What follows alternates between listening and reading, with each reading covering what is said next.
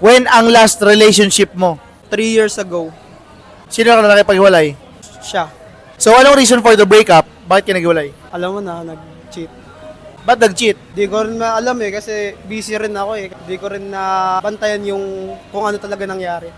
Bakit ka single ngayon? Ano yun? Sa choice ba? Wala lang, mas masaya Mas masaya single. Oh yeah. Ano naman ang masasabi mo sa ex mo? Sana okay lang siya Ganun lang, yun lang.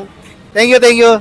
Oh yeah. Okay, so what's up mga ka-shiny? Nandito tayo ngayon sa RFC Molino, dito sa Bacoor, Cavite. Ngayon, itatanong natin sa mga tao dito kung ano masasabi nila sa ex sila. Let's go! So, ngayon, ask kita, when ang last relationship mo? Nung August pa eh. Bakit kayo nag-break? Medyo confidential ko yun. Bakit ka nagtatanong? May naliligaw sa'yo ngayon? Yes po. Ano naman ang masasabi mo ngayon sa ex mo? Abutin niya yung dream niya kasi ayun lang naman po yung magmula ng from the start, ayun po yung talaga yung sinasabi niya. Pwede na! So, ayun lang. You just want the best for him. Yes po. Siyempre, bawal bitter dito, uy. Thank you. When yung last relationship mo? Last month, Bakit last month? Ano nangyari? naipag-iwalay ako. What's the reason for the breakup? Wala, hindi ko na siya mahal eh. Kasi, May mahal na akong iba.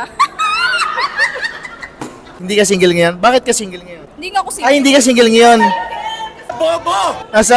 May pumalit na. Ano naman ang masasabi mo sa ex mo? Sana maging masaya na siya sa buhay niya ngayon kasi masaya na rin ako ngayon. Okay, thank you ate. When ang last relationship mo? This year lang. Last February lang. Gano kayo katagal? Magpa 5 years. Magpa 5 years dapat. Na March. Anong reason for the breakup? Ano lang, nagsawa lang, ganun. Parang hindi na nag-work. Hindi na siya na okay. Ngayon, palagay mo, bakit ka single ngayon?